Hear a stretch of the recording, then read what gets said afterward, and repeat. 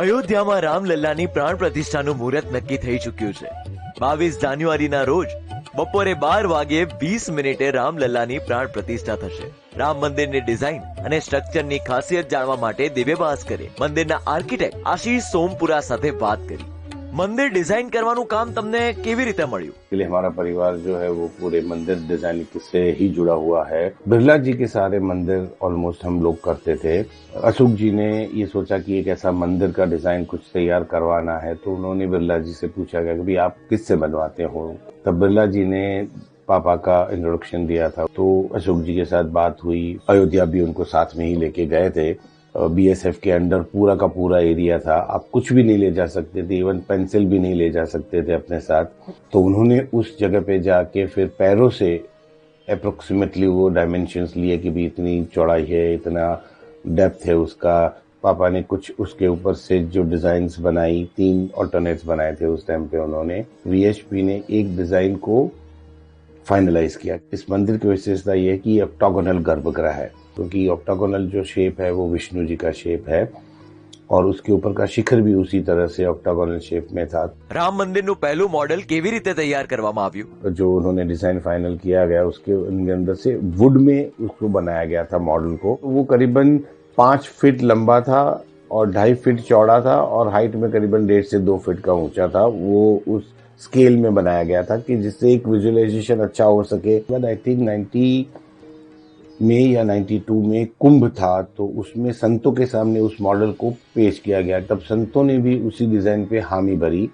मंदिर बनावવામાં કેવા પડકાર આવ્યા? 92 से 96 तक बहुत अच्छी तरह से काम चला उसका। कॉन्ट्रैक्टरों ने फिर 96 से वो काम स्लो होता गया, क्योंकि जो पैसा कलेक्ट किया था वो भी समाप्त होने को था। सिर्फ थोड़े से कारीगर जो अयोध्या में कार्यशाला है वहां पे बैठ के काम करते थे। मोदी जी के आने के बाद इसको जब सुप्रीम कोर्ट में लेके, जब ये वर्डिक्ट आया जो सुप्रीम कोर्ट ने दिया, उस टाइम एक बहुत बड़ी खुशी की लहर थी कि भाई चलिए, ये इतने सालों की जो प्रतीक्षा थी हमारी, इतनी सारी मेहनत थी, इतने टाइम से इतने लोग लगे हुए थे इसके पीछे, वो अभी फुलफिल होगा। जो ट्रस्ट का निर्माण मोदी जी ने वहां से किया, वो ट्रस्ट का निर्माण हुआ और फिर हमें बुलाया गया वहां पे। सबको लगा कि ये मंदिर का जो पुराना डिजाइन है उसका जो फुटफॉल एरिया है वो बहुत छोटा है, तो उसको थोड़ा बड़ा किया जाए। डिजाइन पे जो भी आप देख रहे हैं वो पुरानी डिजाइन का एक्सटेंशन ही है। उस पर्टिकुलर डिजाइन को इसलिए रखा गया कि जो राम भक्त हैं इनके दिमाग में एक विजुअलाइजेशन था कि ये जो है वो मंदिर, राम मंदिर ऐसा ही होगा।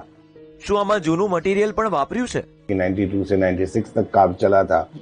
उस पत्थर ने भी लोगों ने इस पत्थर को भी पूछा था। उस पत्थरों को हम लोगों ने पूरे इस नए डिजाइन में भी यूज किया है।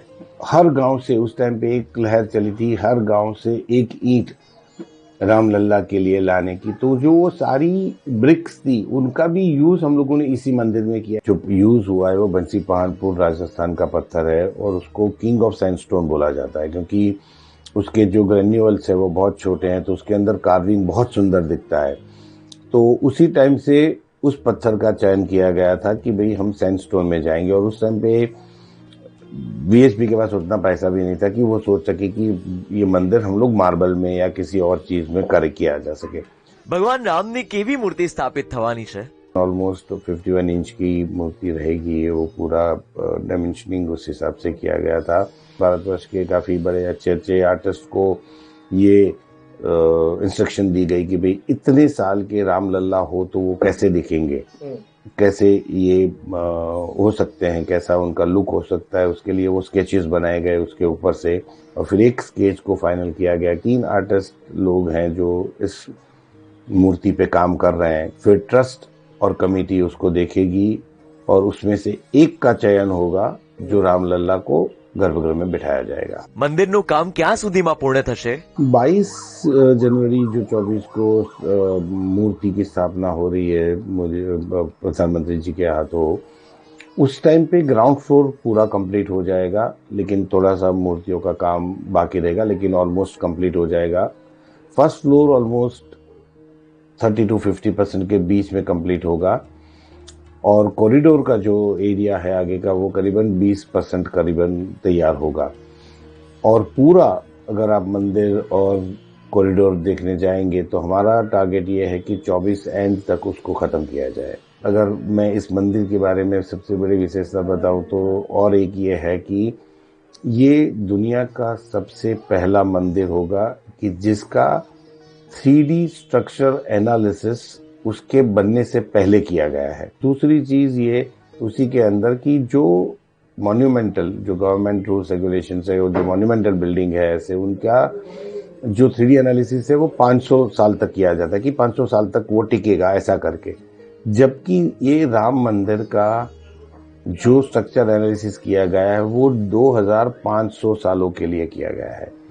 तो ये 2500 साल तक कैसा भी अर्थक्वेक आएगा